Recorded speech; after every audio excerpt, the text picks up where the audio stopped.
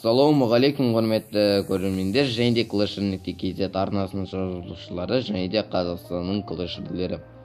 Бүгінгі видеода біз яғни қызы клан ас деген кландамыз, яғни өзіңіз білетін шығарсыздар, 10-шы уровенді клан. Яғни Қазақстан бойынша сборный, яғни КВшный клан номері 2.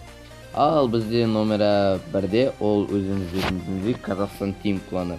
Ал қызы клан ас ол уже екінші сборный клан. Және де енді осы кланға келетін болсақ 234 победа, және де оның академиясы чемпионы KZ, яғни бұрында мен болған клан Тілек Нұрәділдермен сол короче міне өте керемет клан, жігіттер жиналған жақсы, және де бұл аккаунт менікі HKG8 full. Ол туралы енді келесі видеода айтатын боламын. Қазіргі КВ яғни дуо жайлы видео.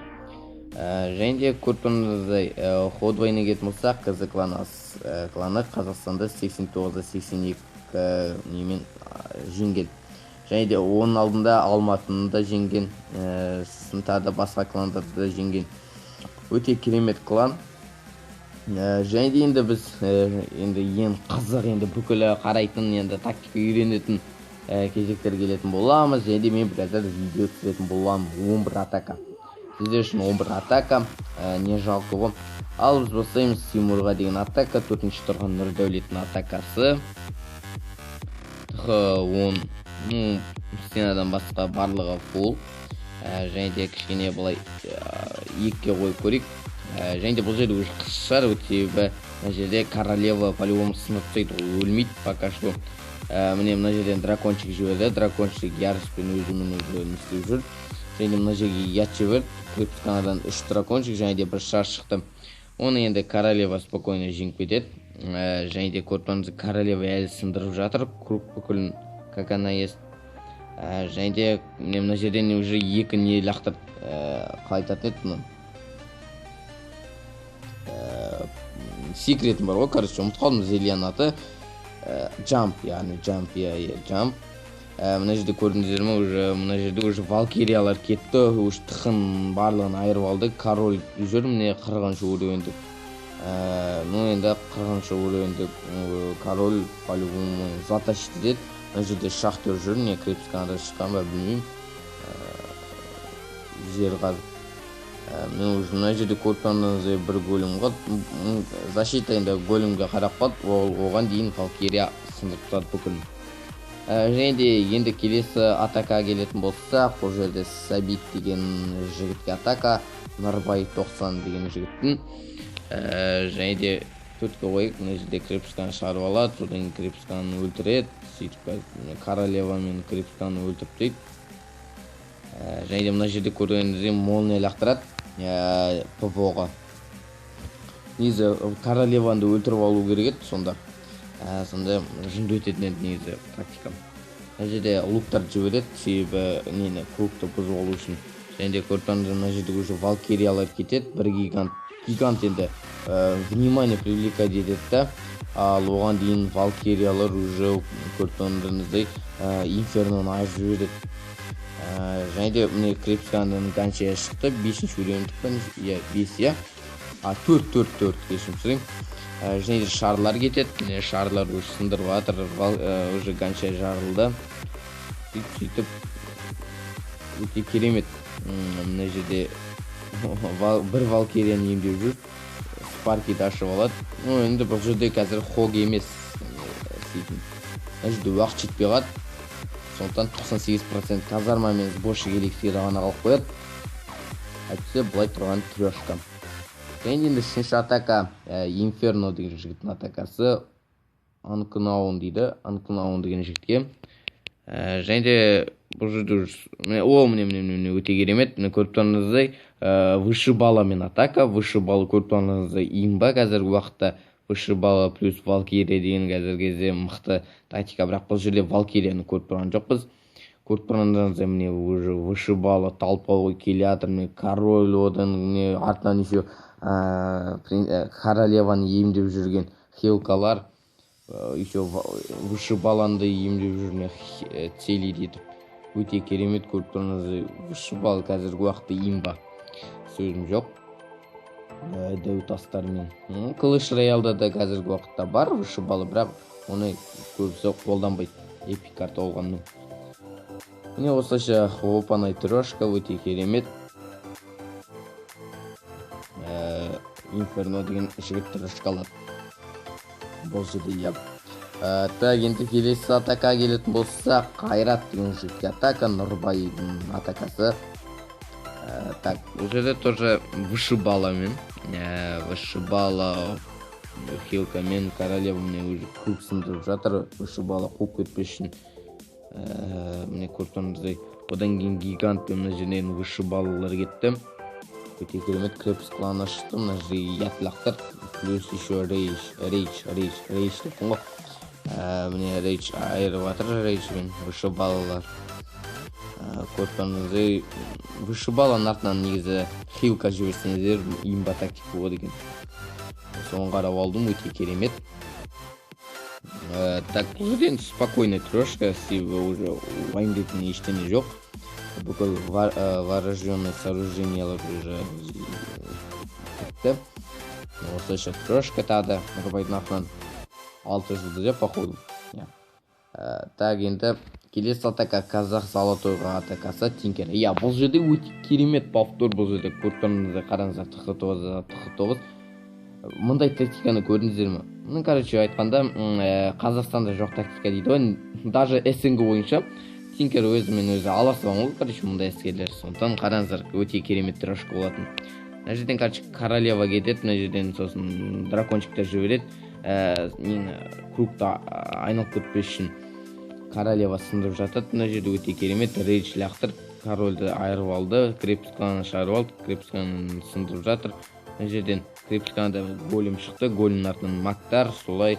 Мына жерден джамппен не рейдж, міне көрсеңіздер, 2 тесланы сындырып жіберді, еще плюс нені спаркиді айырып алды.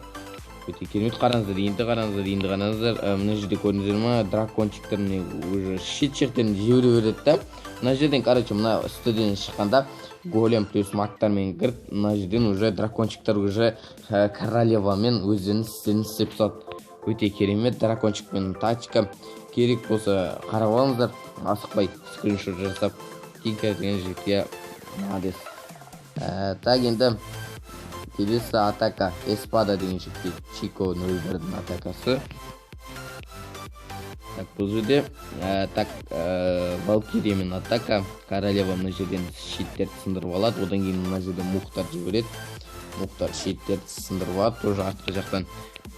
Так, мына жерден уже крепсканы шығарып алады, ят жібереді, королева уже крепсканы сындырып алады. Одан кейін үстіңгі жақтан голем крепсканы шықты, одан кейін Валкирия өзінен джамппен, ярыспен, яғни рейчпен.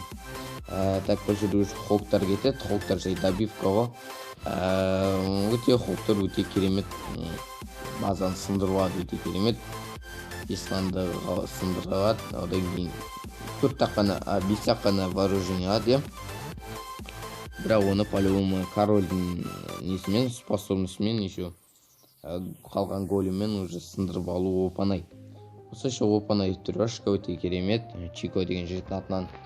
Және енді келесі атака келетін болсақ, Елшат деген жігітке атака, Марат деген жігіттің атакасы. Так, бұл жерде хоктар, енді хокты көрмегел қай заман.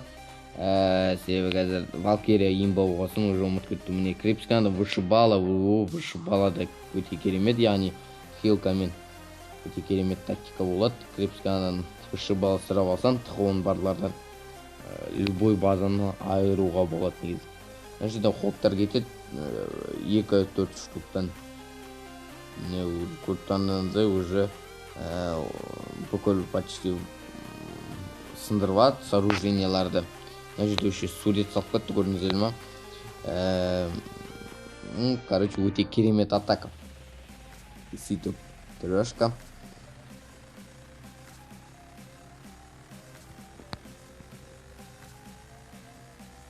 Енді келесі атака келетін болсақ, так. Ол жерде, яғни Рома деген жігітке Нурканың атакасы.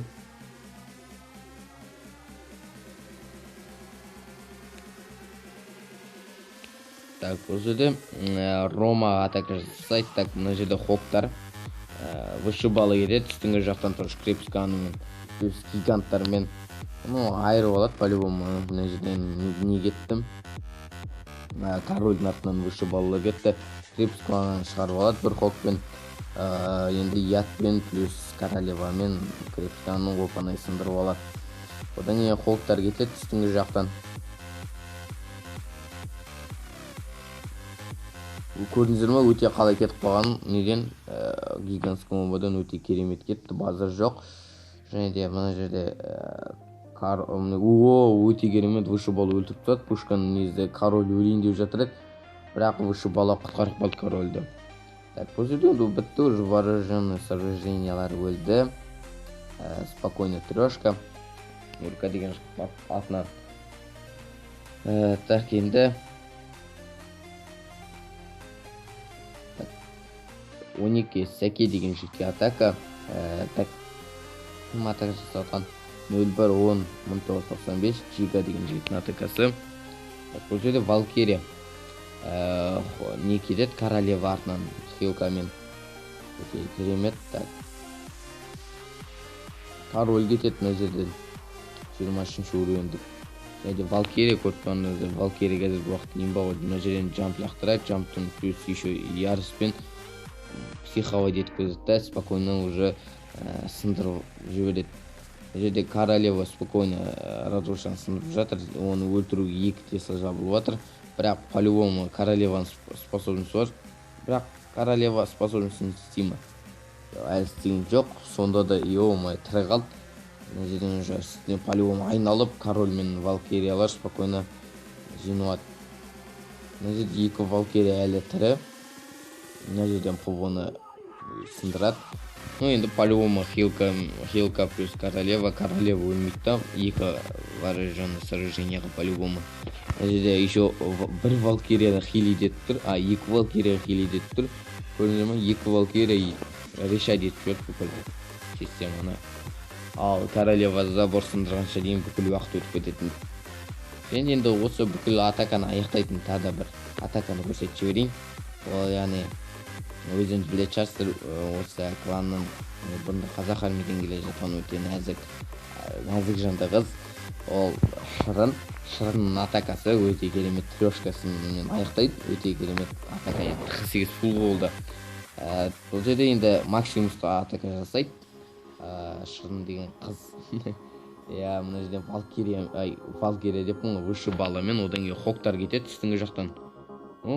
Как обычный тактика ол, вышибаламен, бірақ 48-дің атакасын бір чет көрттім. Көрттен мына жерде екі қол балдан шаптайды. Өте керемет. Осылайша опанай трешка, әдемі трешка. Мықты атакалар болды, мықты дуэл болды. Және өтен біле шығарсыздар, қазіргі уақытта не отыр дуэл. Брабус плюс Вилк кланмен қосылып, Қазақстан тиммен дуэл. Ал қазіргі уақытта 90-89 ұпаймен Қазақстан тимі жеңіп отыр, бірақ Брабус өзіңіз біле шығарсыздар, мықты клан. 90-90 болшар, тұтылына тұтыл дейді ғой, неше болған шығар. Сол, короче, бүгінгі видео осымен аяқталынады. Бізді клан жазылмамыз. Кіреміз, яғни академия кіреміз, академияда көрсетіп жіберейін, мен ерінбей. Так, бұл жерде лага деп жатыр мен ерейін. Ой, чемпионы KZ, ой. Так, чемпионы KZ. Это показать енді басасыздар да. Ё-моё, қатып жатыр көрдіңіздер ме? Показать енді басамыз да, 8-ші уровенді қандаймыз. Короче, мне академ 9 адам бар. Өте керемет. Осыған бірінші кіреміз, содан кейін сонда, короче, набыр жүреді, короче. Сосын, егер сіздер мықты атака көрсетіп, мықты жасап жатсаңыздар, сіздер КЗ клан, ас кланына кіресіздер. Сборный номері 2 клан, өте керемет мықты клан. Бүгінгі видео осымен бітті. Егер тағы сіздер осындай топ кландарға обзор, видео КВ күтсеңіздер, тағы немесе ГЗ клан астынан видеосынан тағы дрөгөлдер болып жатса, видео күтсеңіздер, тегін лайктай амаңыздар достар, каналға жазыламыз. Амандыққа жолыққанша, сіздермен бүгін болған мен Flash.kz арнасы. Сау болыңыздар достар.